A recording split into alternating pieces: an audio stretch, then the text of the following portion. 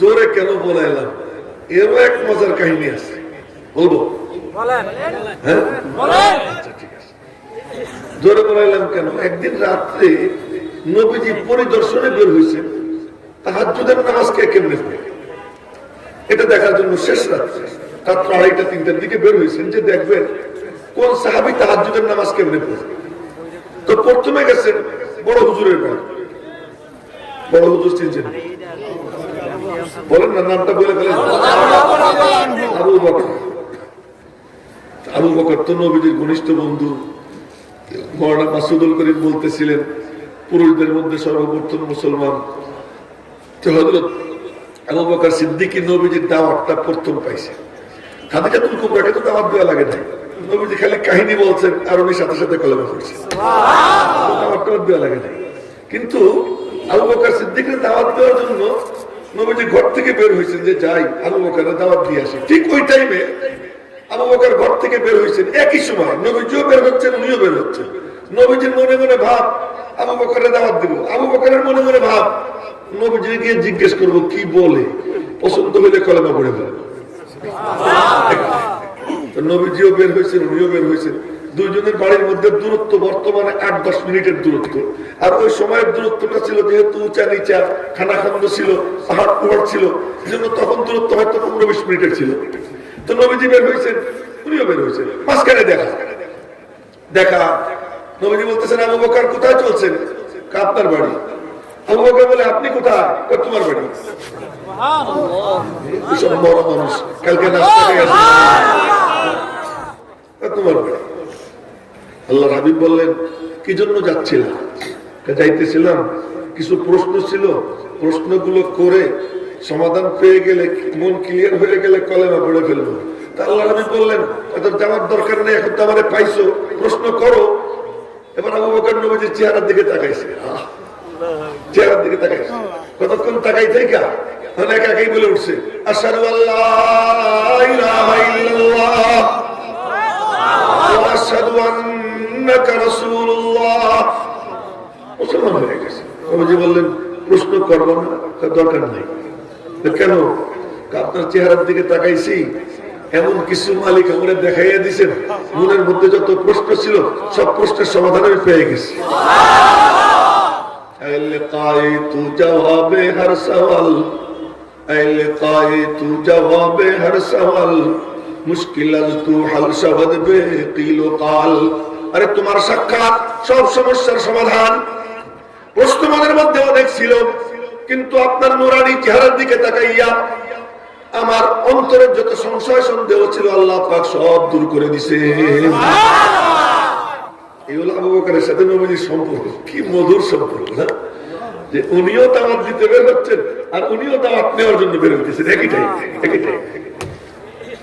তো মনে মনে ভাবলেন, এই কথা মনোযোগ দিয়ে শুনলেন সবাই, মাথা নাড়াইয়েন না কেউ।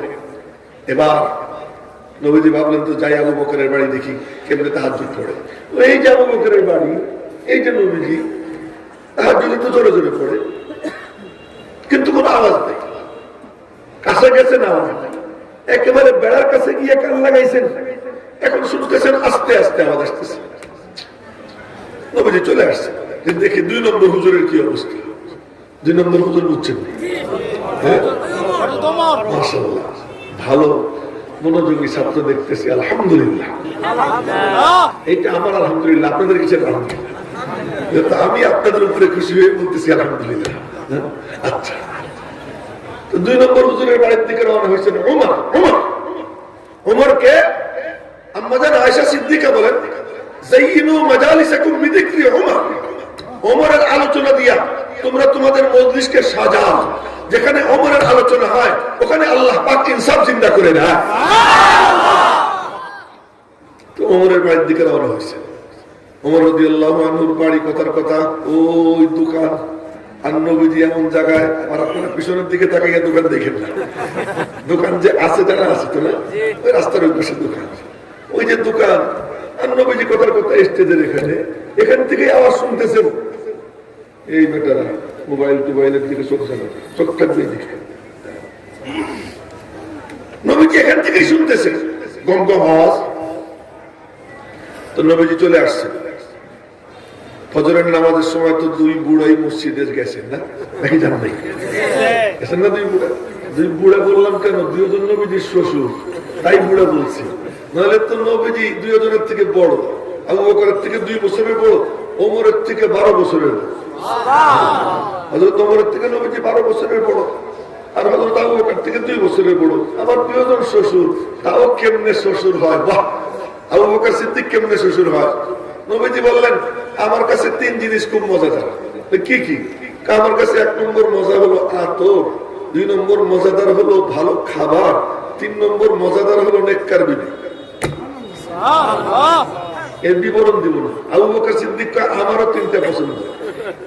বলে কি তোমার 3 পছন্দ কি? বলে আমার 1 নম্বর পছন্দ শুধু মনে চায় আপনারা চাইয়ে চেয়ে দেখতেই থাকি। 1 নম্বরের পছন্দ মনে চায় সারাক্ষণ আপনার দিকে চাইয়ে থাকি। 2 নম্বরের পছন্দ কি? 2 নম্বরের পছন্দ হলো আপনি বলবেন আবু বকর তুই দে, আর আমি দিব। দিতে দিতে দিতে দিতে ফকির হয়ে যাবে। রুচি দেখেন, রুচি দেখেন। 3 নম্বরের পছন্দ কি? 3 নম্বরের পছন্দ হলো যে আপনি আমার জামাই হবেন, আমি আপনার শ্বশুর হব। এটা আমার খুব মজাদার। সামনে বলতেছি, আপনি আমার জামাই হবেন, আমি আপনার শ্বশুর হব। বয়সে 2 বছরের ছোট, কিন্তু শ্বশুর হওয়ার শখ। যে নবীজি জামাই, উনি নবীজির কি শ্বশুর। নবীজির সামনে বলতেছে। আল্লাহ পাক বলেন আবু বকর তোর রুচি এত সুন্দর, নিজের কন্যারা দেখতে মনে চায় না, নিজের নাতি নাতনিকে দেখতে মনে চায় না, নিজের বিবিকে দেখতে মনে চায় না, সারাক্ষণ মনে চায় আমার মাহবুবের চেহারা দেখবি। চল তোর জন্য আমি ফয়সালা করে দেই। ফয়সালা আল্লাহ এমন করা করলো, হিজরতের সময় সবাই বিদায় করে দেয় নবীজি। আবু বকর গিয়ে বলে ইয়া রাসূলুল্লাহ আমিও যাই। কন্যা যাইও না। আবার গেছে, সবাই তো চলে যাচ্ছে, আমি যাই। কন্যা পরে হযরত ওমর 20 জনের কাফেলা নিয়ে গিয়ে বলে আমি যাই। নবীজি বললেন যাও। আবু বকর মনে মনে কয় এবার দেখি আমার অনুমতি দেয় কিনা। গেছেন, আমার অনুমতি দেন। কারণ এখন আবু বকর বলে আপনিও কি যাবেন না?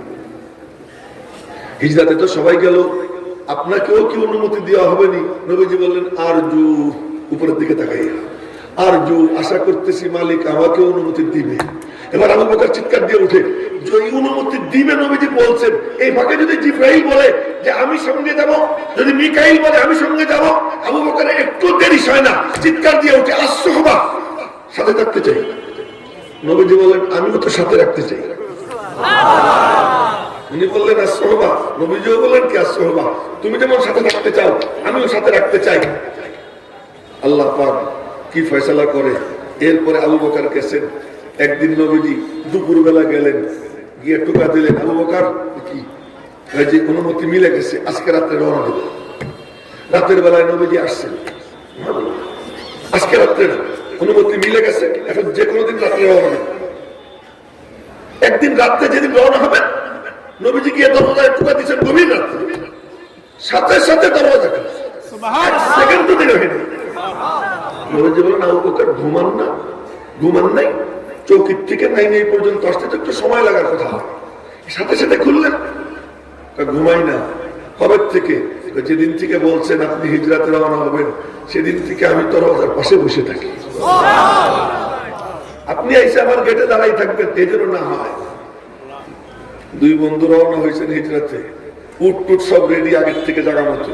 এখন যাইতেছেন হাইটে হাইটা, নবীজি পায়ের 2 বুড়ি আঙ্গুলে ভর দিয়ে দিয়ে যাইতেছেন, যাতে পায়ের সাপ পড়া চিহ্ন থাইকে না যায়। চিহ্ন ধৈরা ধৈরা ওরা তালাশ করে পেয়ে যাবে, এই জন্য বুড়ি আঙ্গুলে ভর দিয়ে দিয়ে হাঁটতেছেন। আবু বকর সিদ্দিক হাঁটতেছেন, উনি ধুলাবালি সরাই দিয়ে দিয়া, যাতে কোনো রকম না থাকে, চিহ্ন না থাকে। যাচ্ছেন তো যাচ্ছেন, যাইতে যাইতে যখন নাকি গাড়ে সাউরের নিকটে গেছেন, এখন নবীজি দেখতেছেন নবীজির বুড়ি আঙ্গুল মুবারক ফাইটে গেছে, রক্ত টপটপাইয়া পড়তেছে। আবু বকর সিদ্দিক রাদিয়াল্লাহু তাআলা দৃশ্য দেখা নিজের চাদর ছিঁড়া নবীজির আঙ্গুল বাইন্ধে দিয়া, 51 বছরের বুড়া, আবু বকরের বয়স তখন 51, নবীজির বয়স তখন 53। আবু বকর সিদ্দিক বলতেছে ইয়া রাসূলুল্লাহ আপনি কেমনে উপরে হাইটে উঠবেন, আমার পিঠে চড়েন। মালিক বলতেছে আবু বকর পুরো নবুয়তকে তোর কাঁধে চড়াইয়ে দিলাম, নিয়ে যা। আবু বকর নবীজির কাঁধে নিয়ে 4 মাইল হাইটে হাইটে উপরে উঠে, কয় মাইল?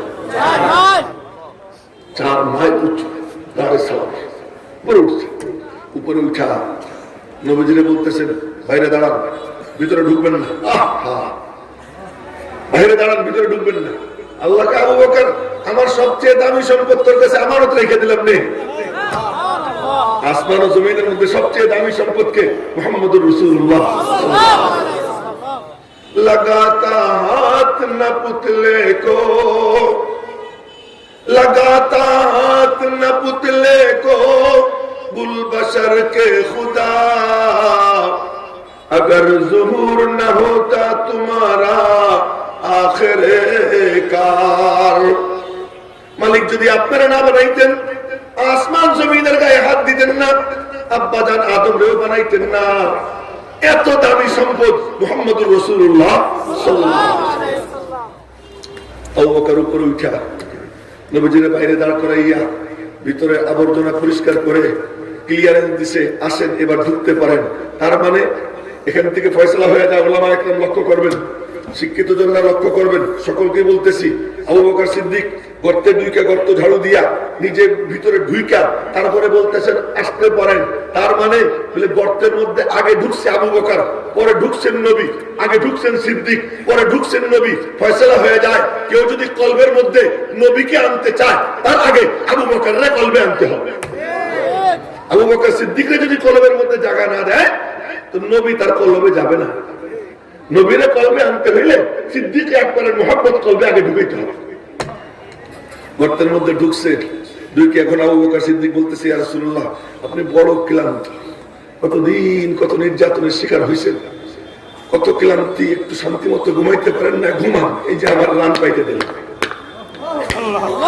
আবু বকর সিদ্দিক রান পাইতে দিছে, নবীজি রানে মাথা রেখে ঘুমাইছেন।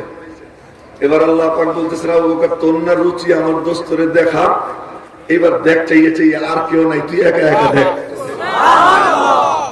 72 ঘন্টা একটা না এই গর্তের মধ্যে, কয় ঘন্টা?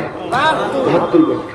এই 72 ঘন্টার মধ্যে কেবলমাত্র একটু একটু ঘুম আর নামাজের টাইম ছাড়া বাকি সারা সময় নবীজিরে কানের উপরে শোয়াই রাখে আবু বকর সিদ্দিক রাদিয়াল্লাহু তাআলা। 2 নম্বরের রুচি কি? আপনি বলবেন তুই দে আর আমি দিব, দিতে দিতে ফকির হব।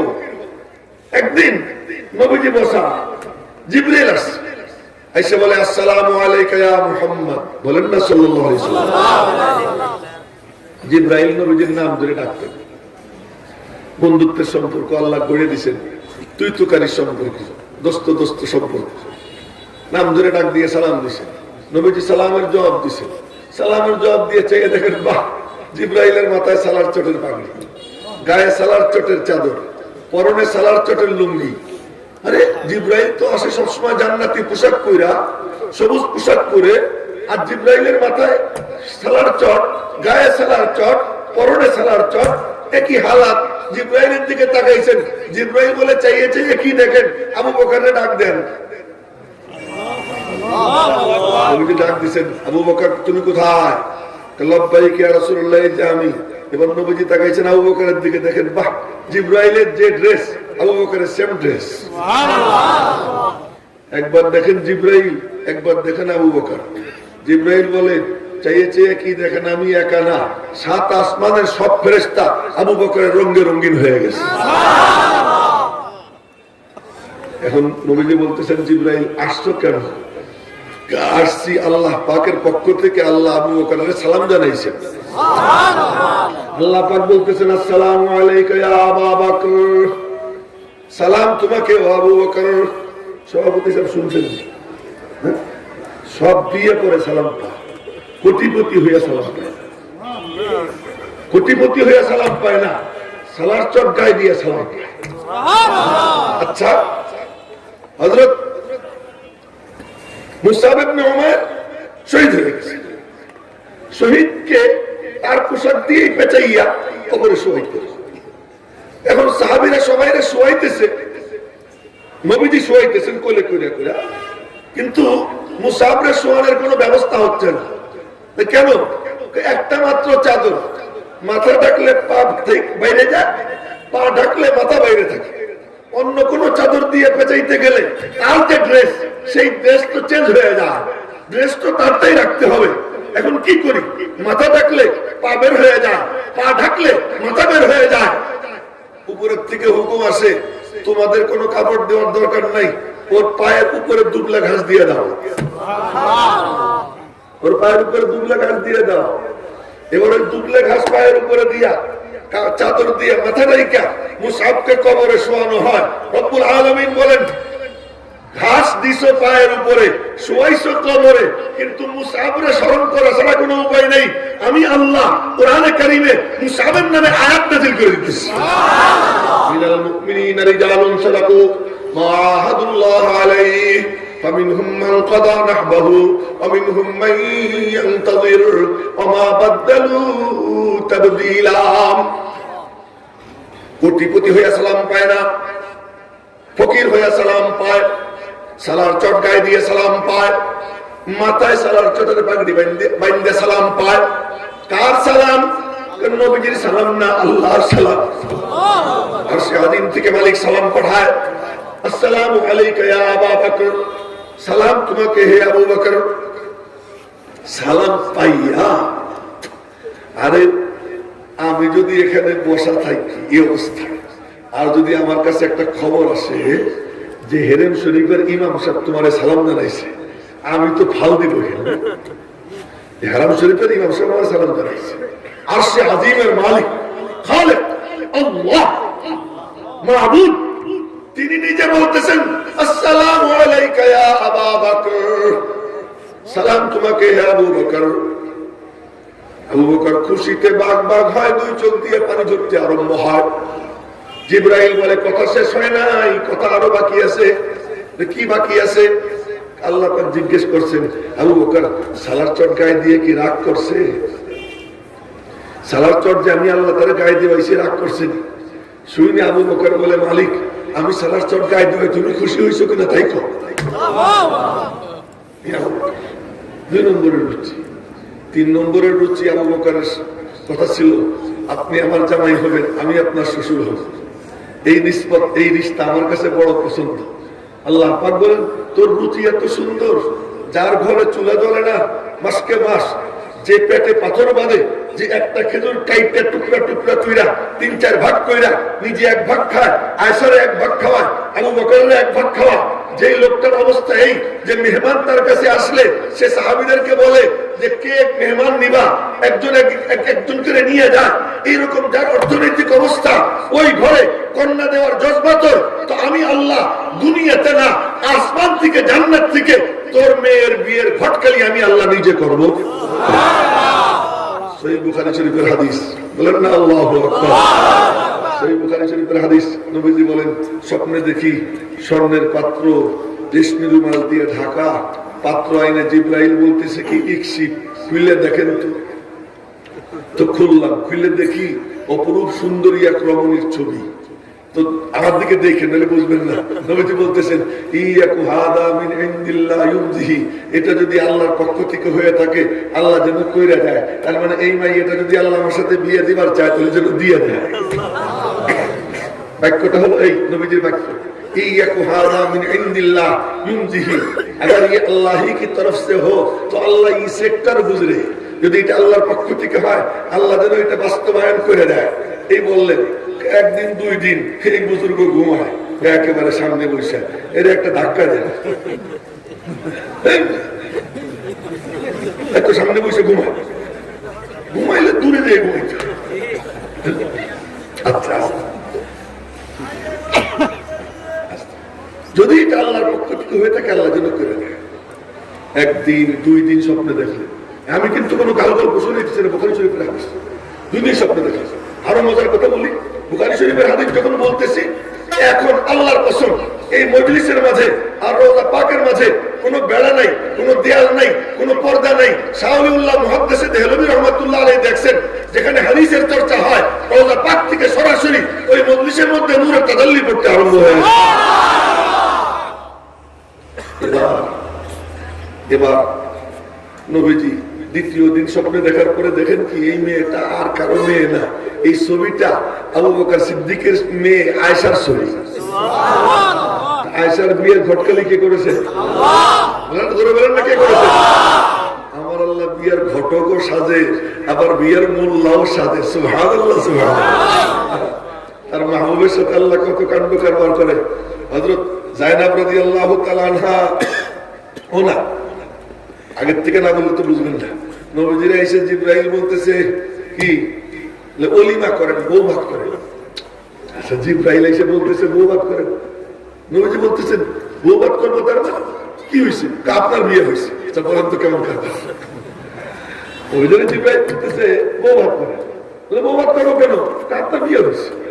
আচ্ছা, অন্যদের কথা বাদ দিলাম, এখানে যদি কথার কথা, এই যে আমাদের সভাপতি সব এখানে বসা, ওনারা এসে যদি কেউ বলে ভাই একটু বউ ভাত করেন না, বউ ভাত করবো, আপনার বিয়ে হয়েছে, এক ঠাকুরে দাঁত খায়, আমার বিয়ে হয়েছে আমি জানি না, নবীজিকে এসে বলতেছে বউ ভাত করেন, হলিমা করেন। হলিমা করবো কি হয়েছে? আপনার বিয়ে হয়েছে, আমার বিয়ে কোথায়? আর সাজিমে আল্লাহ পাক, আর সে আদিমে আল্লাহ পাক হামালাতুল আরশ ফেরেশতাদেরকে নিয়ে, জিবরাইল, মিকাইল, ইসরাফিল, আজরাইল, বড় বড় সব ফেরেশতার সামনে নিয়ে মালিক নিজে জয়নাবকে আপনার সঙ্গে বিয়ে দিয়ে দিছে। জয়নাবকে বিয়ে দিছে কে? আল্লাহ। এজন্য হযরত জয়নাব কি বলতেন জানেন? আমার দিকে দেখেন, যাওয়াজাকুন্না আবাউকুন্না ওয়া যাওয়াজানি আল্লাহু ফাওকা সাব'i সামাওয়াত। আয়েশা রে হাফসারে বলতেন, আয়েশা আবু বকরের মেয়ে, হাফসা হযরত ওমরের মেয়ে, হযরত জয়নাব বলতেন তোমাদেরকে বিয়ে দিছে তোমাদের বাপ দাদারা, আর আমারে বিয়ে দিছে আমার আল্লাহ সাত আসমানের উপরে।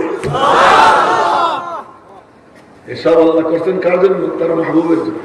সুবহানাল্লাহ, সুবহানাল্লাহ। এটা জয়নাবের ক্রেডিট না, এটা ক্রেডিট হলো কার? মুহাম্মদ রাসূলুল্লাহ সাল্লাল্লাহু আলাইহি ওয়াসাল্লাম। তার জন্য আল্লাহ তাআলা কি এটা করছে। আয়েশার বিয়ের ঘটকালি করেছেন কে? এই হলো আবু বকর শ্বশুর হইল। আবু বকর কেমনে শ্বশুর হইলেন এটা বলতে গিয়ে এই লম্বা কাহিনী শুনে। আবু বকর শ্বশুর হয়েছেন কেমনে? আবু বকর শ্বশুর হযরত ওমর শ্বশুর।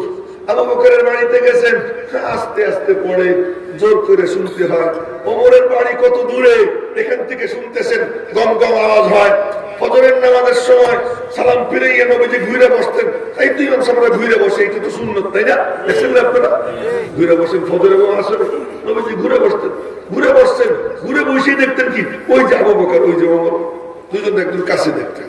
শুধু নামাজের সময় না, হাঁটা দিতেন, কোথাও যাইতেছেন সফরে, এই যে আবু বকর, এই যে ওমর। যখনই কোথাও যাইতেন, এই যে আবু বকর, এই যে ওমর, টাকা লাগতো না। আল্লাহ পাকের ফয়সালা। নবীজি একদিন বলতেছেন কিসের থেকে উঠা, মিম্বর থেকে উঠা, আবু বকরের হাত ধরছেন ডান হাত দিয়া, ওমরের হাত ধরছেন বাম হাত দিয়া, দুইজনের দুই হাতে নিয়ে বলতেছেন আমাদের তিনজনকে কেমন দেখা যায়? সাহাবীরা বললেন ইয়া রাসূলুল্লাহ মা আহসানা হাযাল মানজার, কি বিউটিফুল দৃশ্য, সুবহানাল্লাহ, কি চমৎকার দৃশ্য। বর্ণনার ভাষা জানা নাই। নবীজি বললেন এই যেমন দেখতেছো ঠিক এমন ভাবে এই দুই বন্ধুর দুই হাত আমার হাতে নিয়ে হাসরের ময়দানে আল্লাহ পাকের সামনে হাজির হবো। নবীজি বলতেন আমার আসমানে দুই উজির, জমিনে দুই উজির, আসমানে দুই উজির জিবরাইল মিকাইল, জমিনে দুই উজির আবু বকর ওমর। এই আবু বকর ওমরে যখন নবীজির সাথে থাকে আল্লাহ পাকের ফয়সালা হয়, তাহলে জীবদ্দশায় যখন তুই ছাত্র দুইজন এমন ভাবে সঙ্গে আসিস, মরার পরেও আলাদা করবো না, একখানেই তিনজন দেশে হয়ে গেছে, তিনজন একখানে কি শোয়াইয়া রাখছেন, তাও কি একই বয়সে। কয় বয়সে? একই বয়সে। নবীজির ইন্তেকালের 2 বছর পরে আবু বকরের ইন্তেকাল হয়, নবীজির ইন্তেকালের ঠিক 12 বছর পরে ওমরের ইন্তেকাল হয়। তিনজনের বয়সী 63। সুবহানাল্লাহ। তিন বন্ধুর একই বয়স, সেম বয়স। ঘুমাইছেন এক মাটিতে, আবার ঘুমাইছেন এক মাটিতে কেমনে এমনি, আল্লাহ আল্লাহ। তার আগেও ঘটনা আছে। নবীজি যখন মা আমিনার পেটে ছিলেন, আল্লাহ পাক জিবরাইলকে বললেন জিবরাইল খানায় কাবার নিচের থেকে একটু মাটি নিয়ে আমার দোস্তের নাভিতে লাগাই দাও। জিবরাইল ওই মাটি এই না নবীজির নাভিতে লাগাইছে। কিছুদিন পরে 2 বছর পরে আবু বকরের জন্ম হবে। আল্লাহ পাক বললেন জিবরাইল ওখান থেকে একটু মাটি নিয়ে আবু বকরের নাভিতে লাগাই দাও।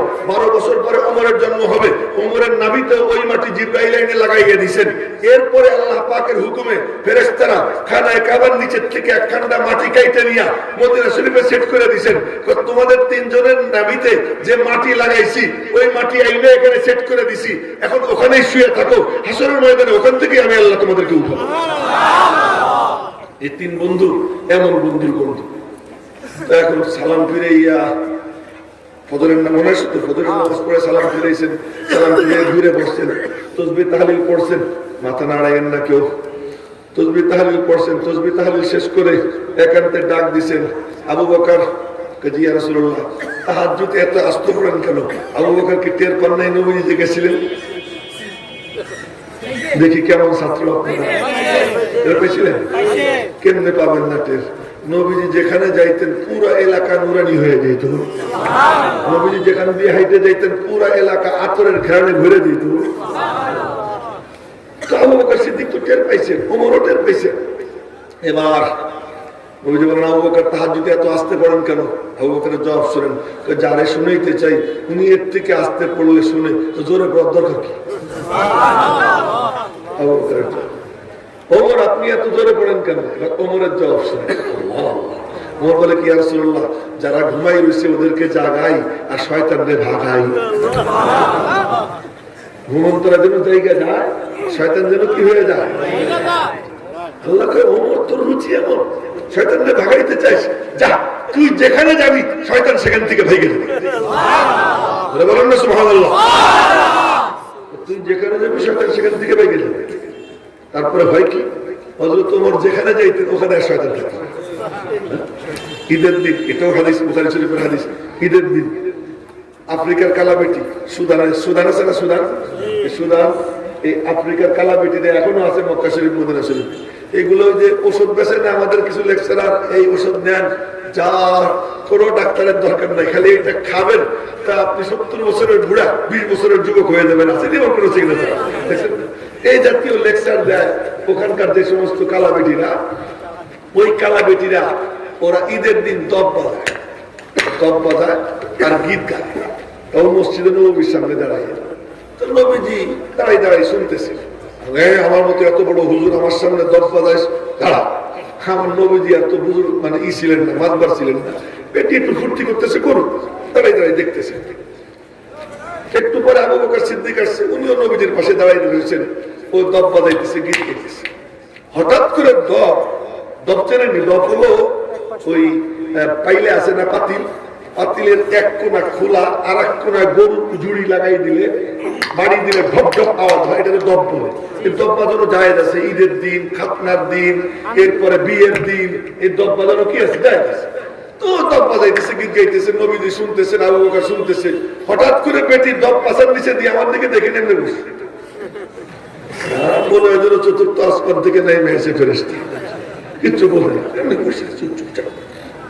এর মধ্যে নবীজি চিন্তা করতেছেন, হারে বেটি কি চমৎকার দপ বাজাইতেছিল, গীত গাইতেছিল, হঠাৎ করে কি হইল, কি ঘটনা? এদিক ওদিক তাকাইয়ে দেখেন, ওই যে ওমর দেখা যায়। ওমর দেখে নবীজি কুটকুট করে হাসতেছে, মিটমিট করে হাসতেছে। এমনি সুন্দর, হাসলে আরো সুন্দর, আর হাসির সাথে যদি রহস্য মিলে যাইতো ওই সৌন্দর্য কয়েক হাজার গুণ বেড়ে যেত।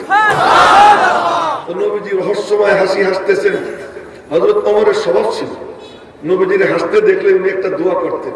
বহু জায়গায় হাদিসে আসছে এই দোয়া, উনি দোয়া করতেন, আদহাকাল্লাহু সিন্নাক, মাওলার দরবারে দোয়া করি আপনার এই হাসি যেন চির অমলিন থাকে, এই হাসি যেন আমাদের মাঝ থেকে কখনো বিদায় হয়ে না যায়, এই হাসি যেন আপনার মুখে সব সময় লেগে থাকে, আমাদের মাঝে যেন এই হাসি চিরজীবন থাকে। এই দোয়া করতেন।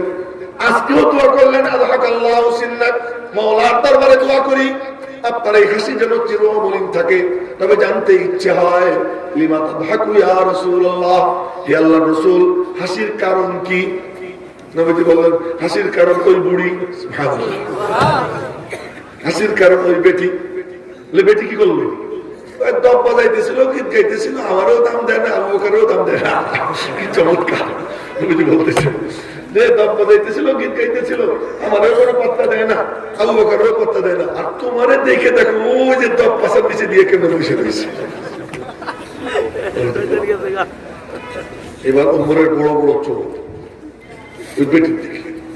ভাবটা হলো এই, আমারে ভয় পাইস, নবীজিরে ভয় পাইস না, ভাব গরম চোখে তাকাইছে। নবীজি বলেন, ওমর ওর দিকে গরম চোখে তাকাই না, ওই বেটির কিচ্ছু করার নাই, তো আমার কেন ভয় পাবে, আপনারা কেন ভয় পাবে না? ওর তো কোনো দোষ না, দোষ কার? এতক্ষণ শয়তান ছিল, তোমার দেখে দিছে দৌড়। সুবহানাল্লাহ, সুবহানাল্লাহ। নবীজি দেখছেন, দেখে বলছে এতক্ষণ এখানে শয়তান ছিল, তোমার দেখে শয়তানও পলাইছে, ওই দহ পাশার নিচে চলে গেছে। আর মাইশার মাছটা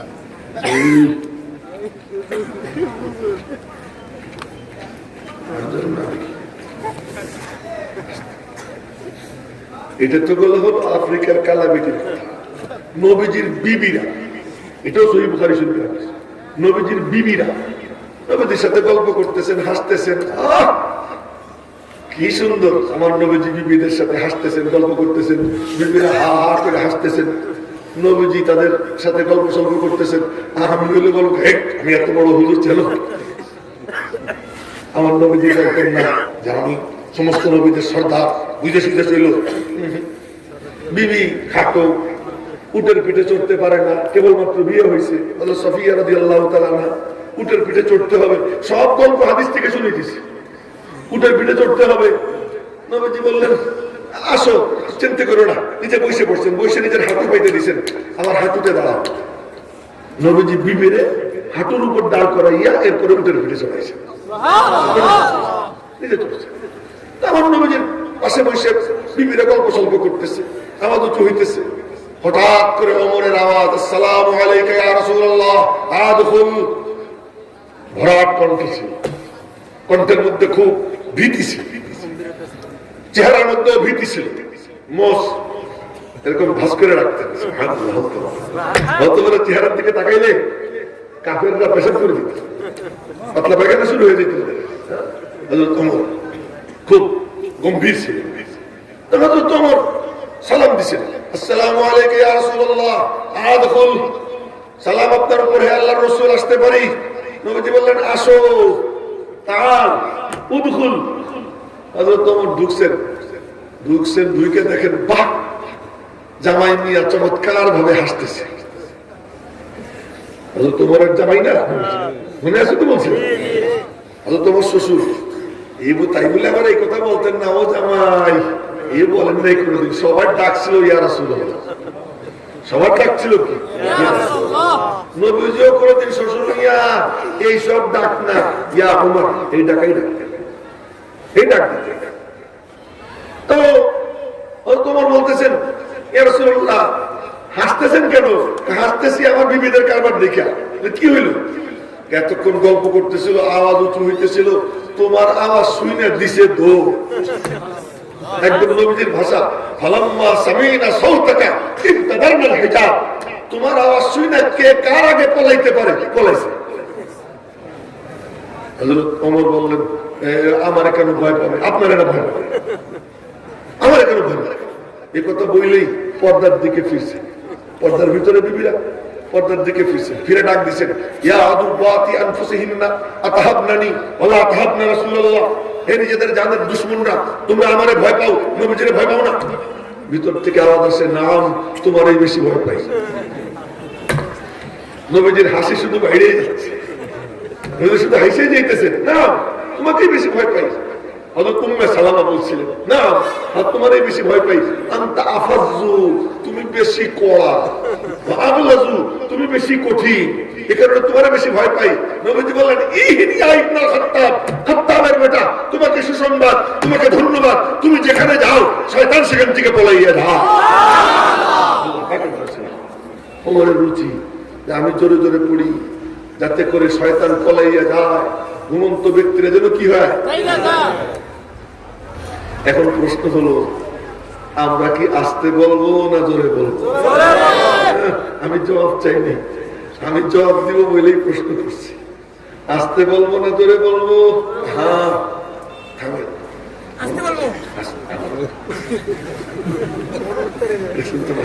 আমি কোন জবাব চাইনি, জবাবটা আমি দিব বলেই প্রশ্ন করছি।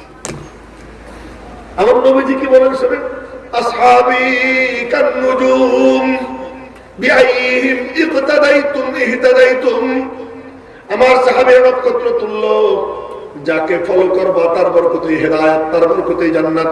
যদি আসতে বলো, আবু বকরের অনুসরণ হয়, তাতেও জান্নাত।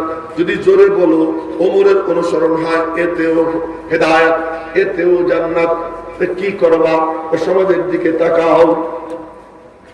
আমরা আমাদের সমাজের দিকে তাকাইয়ে দেখি ওখান থেকে কুত্তে ঘেউ ঘেউ করতেছে, ওখানে শুয়ার হার করে আছে, ওখানে একটা বান্দর মান্নামি করার জন্য নাচানাচি করতেছে, নাস্তিক হা করে আছে। কোরআনের আলো কেমনে নিভিয়ে দেওয়া যায়? ইহুদি খ্রিস্টান এনজিওদেরকে নিয়োগ করছে কোরআনের আলো কেমনে নিভিয়ে দেওয়া যায়। চতুর্দিক থেকে ইসলাম বিরোধী শক্তি যখন হা করে আছে ইসলামকে গিলে খাওয়ার জন্য, এই সময় কি আমরা মিনমিন করবো না জোরে বলবো?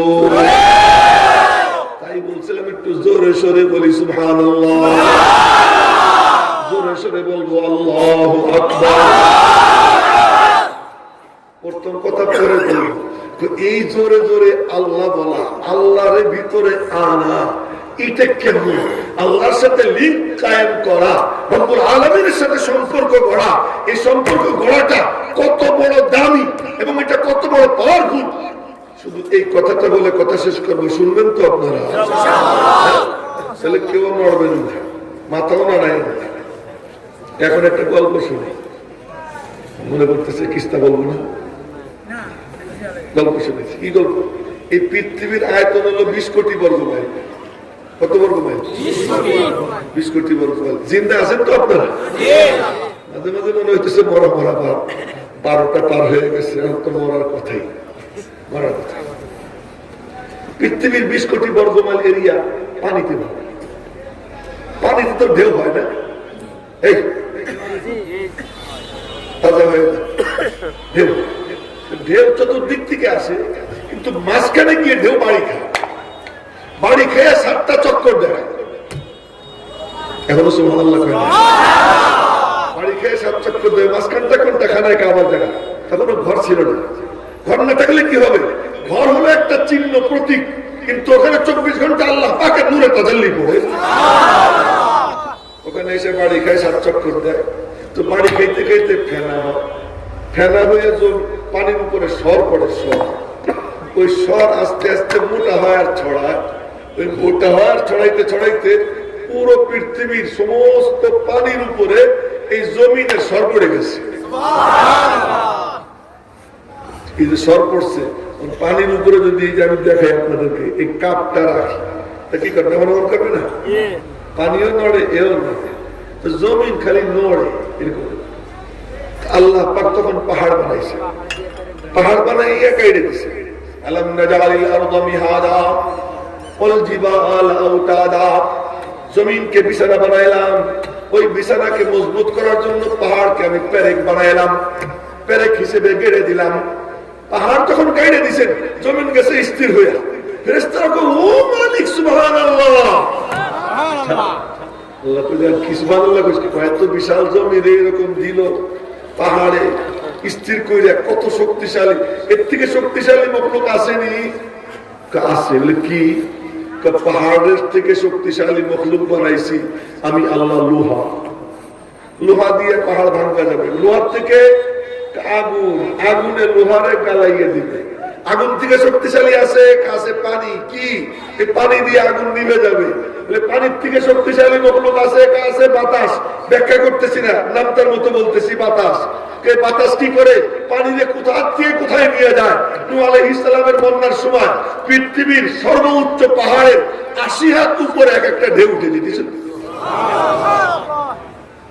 এখন ফেরেশতারা বলে, আল্লাহ এই বাতাসের থেকেও শক্তিশালী কোন মখলুক আছে? আছে। কোন সে মখলুক? আমার আল্লাহ ওয়ালা বান্দা, আল্লাহ ওয়ালা বান্দা, যার সিনার মধ্যে আল্লাহ। এ শুধু একটা দৃষ্টান্ত দিই, আর দিব না, এরপরে কথা শেষ করে দিব। একটা দৃষ্টান্ত, 27 বর্গ মাইল জুড়ে একটা সিংহাসন সুলাইমান আলাইহিস সালাম, সেই সিংহাসন নিয়ে উঠতেন সকালবেলা 1 মাস, সন্ধ্যাবেলা 1 মাস দৌড়াইতেন। এই বিশাল সিংহাসন উড়াইতে গিয়ে উনি কি করতেন? অক্টেন বর্তেন কয়েক হাজার টন, না 27 বর্গ মাইল। এই গ্রামের নাম 27, এই জায়গার নাম 27। সুলাইমান আলাইহিস সালামের সিংহাসনের ই ছিল 27 বর্গ মাইল। কত বর্গ মাইল? 27। এইদিকেও 27, ওই দিকে চতুর্দিকে 27, 27, 27, এই 27 বর্গ মাইল। এর উপরে যাত্রী সংখ্যা থাকতো 60,000। সুবহানাল্লাহ আগামীকাল বলবে না যাত্রী থাকতো না খাদ্য দ্রব্য থাকতো অক্টেন দিয়ে পিক আপ মারতেন জোরে জোরে হ্যাঁ এটা উঠতো উপরে আরো উপরে আরো উপরে সকালবেলা 1 মাস সন্ধ্যাবেলা 1 মাসের দূরত্ব পার হইতেন পিপিলিকার আওয়াজ শুনে নিচে নামতেন পাখির সাথে গল্প করতেন এইসব কাণ্ড কারবার করতেন ওই সিংহাসন উঠতে থাকতো আল্লাহ পাক বলেন কেমনে উঠতে জানিস তো সুলাইমান এক কোনায় বসে বসে আল্লাহ পাকের ইসমে আজমের জিকির করতেন মনে মনে বলতেন যতটুকু উপরে উঠতে চান ততটুকু উপরে উঠুন এই আল্লাহ পাকের সাথে যে সম্পর্ক এই সম্পর্ক কায়েমের মাধ্যম হলো আল্লাহ পাকের কালাম এই আল্লাহর কালাম যার সিনায় আল্লাহর সাথে তার সম্পর্ক কায়েম হয় কথা আর লম্বা করবো না দারুল হেরা মাদ্রাসা 27 এই মাদ্রাসার কাম কি এই দিনই জলসা ওয়াজ মাহফিলের এই মিম্বরের কাম কি জামে মসজিদের মিম্বর ওই মিম্বরের কাম কি 27 যে মাদ্রাসা ওই মাদ্রাসার কাম কি সমস্ত দ্বীনি মাদ্রাসা সমস্ত দ্বীনি জলসার মিম্বর সমস্ত জামে মসজিদের মিম্বর এর একমাত্র মাকসাদ একমাত্র উদ্দেশ্য আল্লাহর বান্দা বান্দিকে আল্লাহর সঙ্গে জুড়ে দেওয়া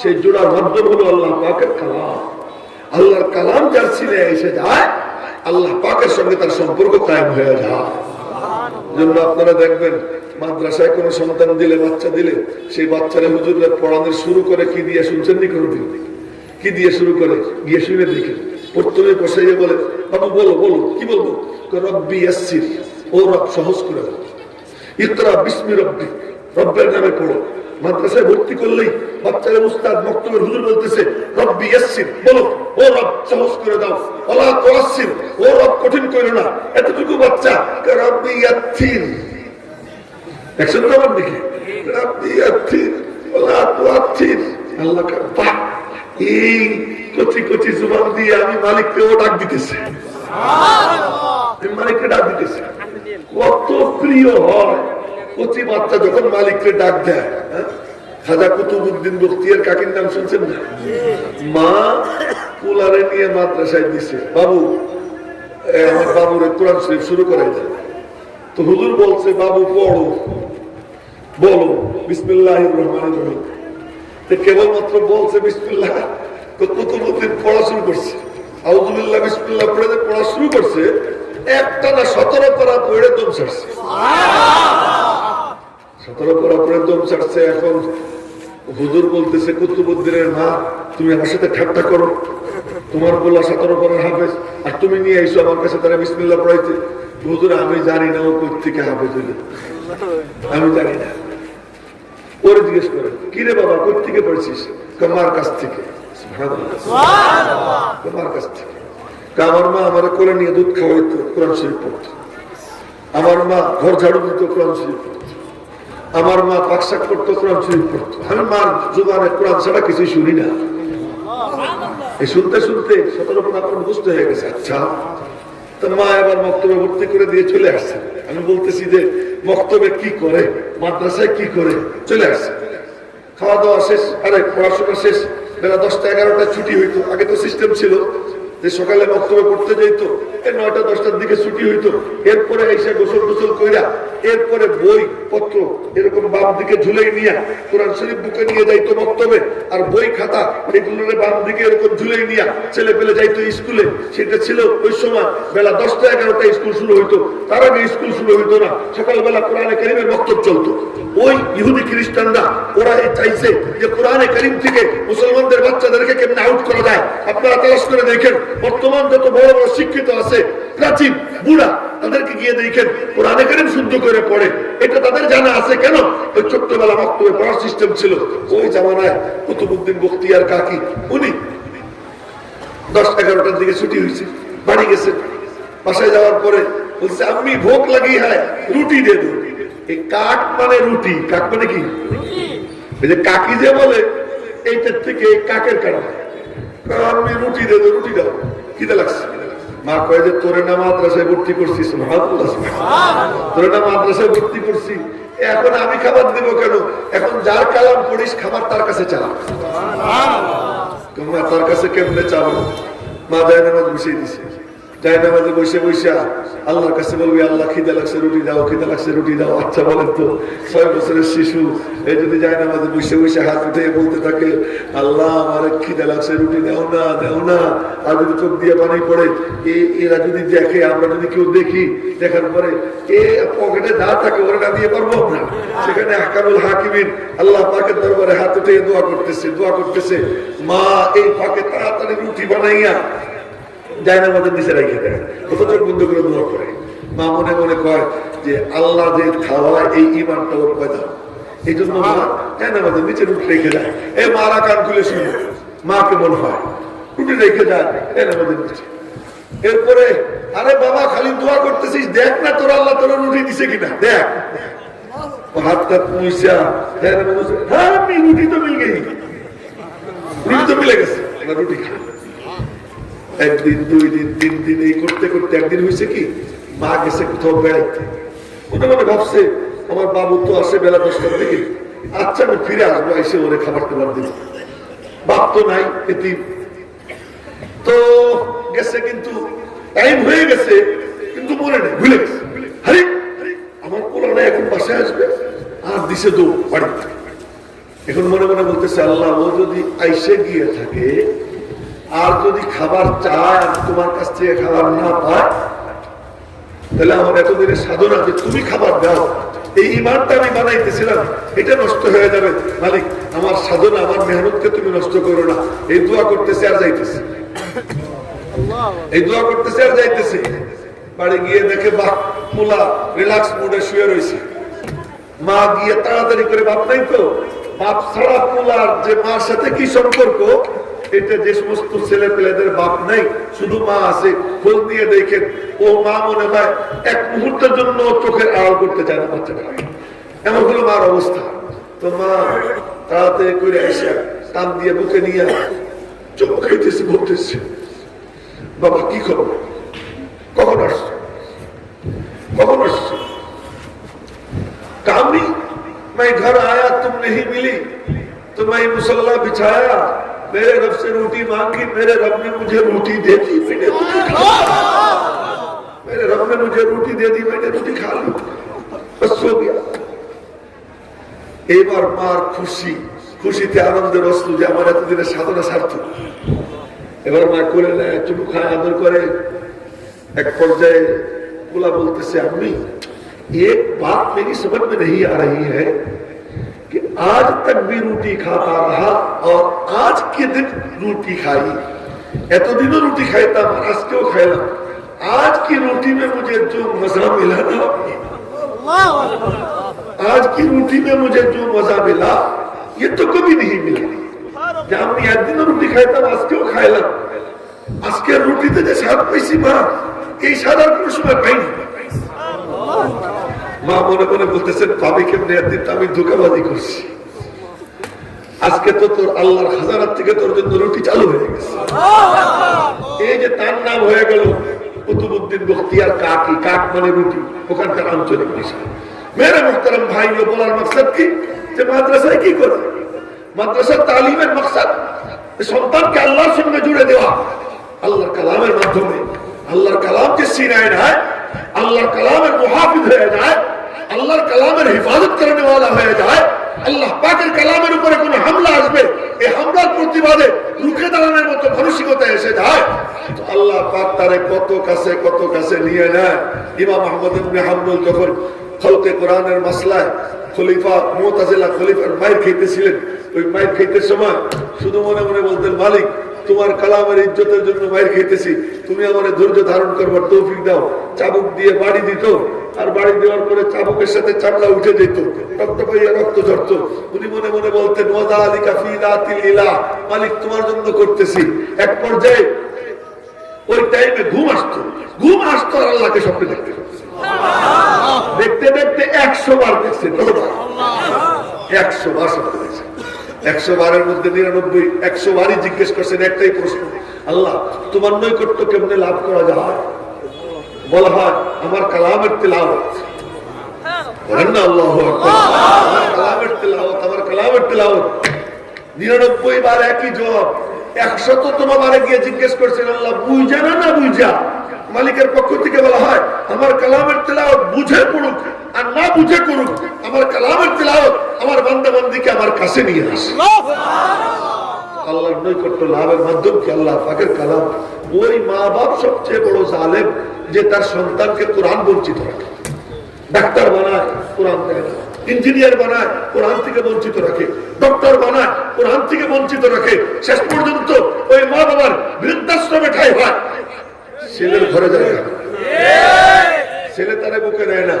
আমি তাজা একটা ঘটনা শুনেছি, গত পরশু দিন সম্ভবত বা তার আগের দিন আমি আমার রুমে শুয়ে আছি, এমন সময় মাদ্রাসার এক ছাত্র আসছে। তো ওই ছাত্রটা আমার ওই অঞ্চলের, ফরিদপুর অঞ্চলের ছাত্র আসছে, কিছু একটা বলবে। আমি কি বলবি বল, বলবো কিনা বল। এরপরে দেখি চোখে পাবে কি ঘটনা, ওর আব্বা নাই, বাপ নাই, আমার মা মেলে চাকরি দিছে, আমারে বলতেছে তুই কিছু একটা কর, শুনে তুই কিছু একটা কর।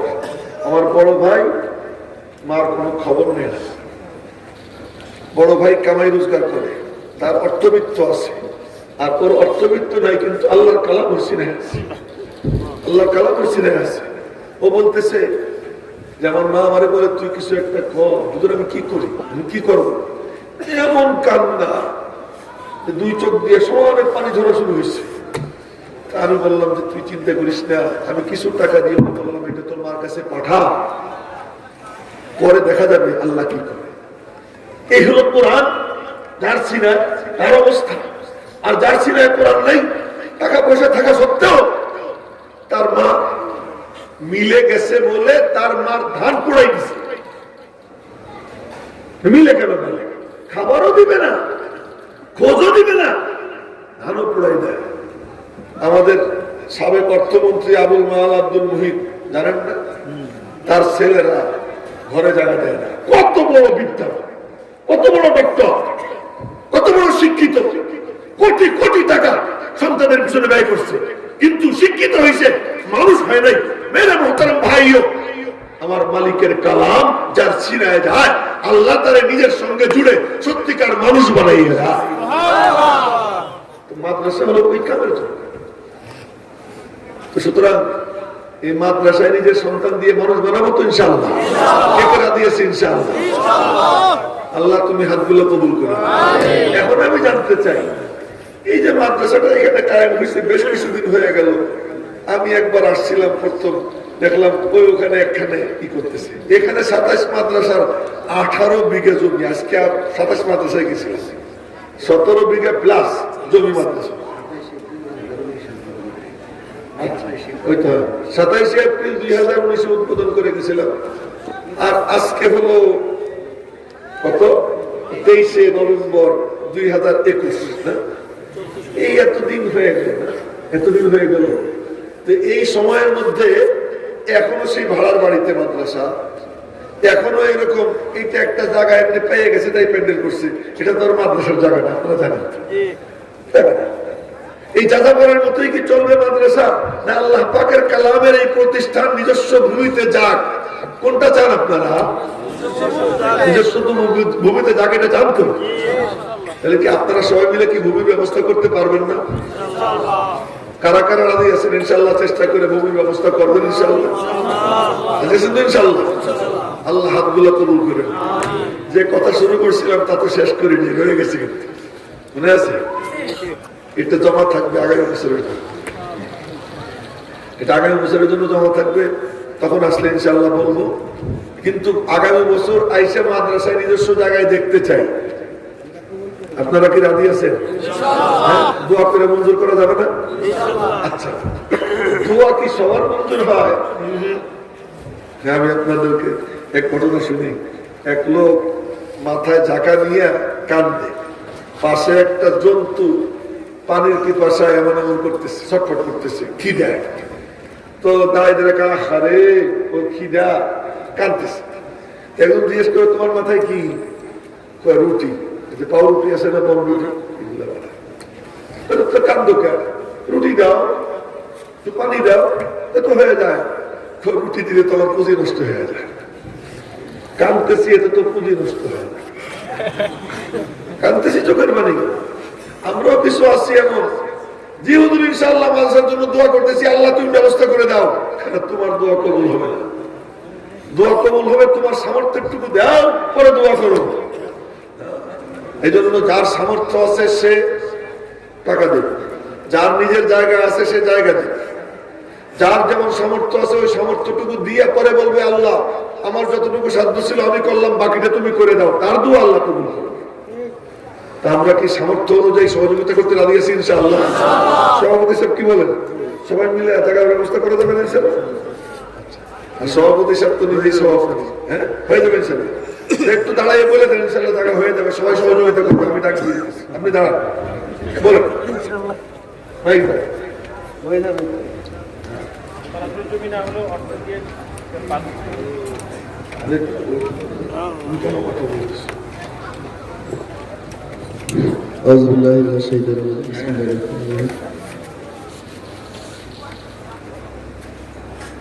সম্মানিত মোহতারাম, আসলে আজকে দীর্ঘ টাইম ধরে যে ওয়াজ শুনতেছি, এরকম ওয়াজ হয়তো আমি কখনো সময় দিনে, কেন যেন আজকে আমাদের প্রধান মেহমান যতই কথা শুনতেছি তত যেন এখানে একটা মজা পাইতেছি। আসলে এরকম একটা মজমায় আমরা আছি, এই সম্পর্কে আমাদের আজকে অনুষ্ঠান সম্মানিত প্রধান বক্তা ওয়াজ করেছেন। এখন যে কথাটা আমাদের প্রধান মেহমান বলেছেন, আমরা যারা আছি, বিশেষ করে এখানে যারা বসবাস করি, আমরা সকলেই চেষ্টা করব যাতে আমাদের এই দারুল হারা মাদ্রাসা 27-এর আগামীতে যাতে আমরা আমাদের নিজস্ব জমিতেই এবং নিজস্ব ভবনে আমরা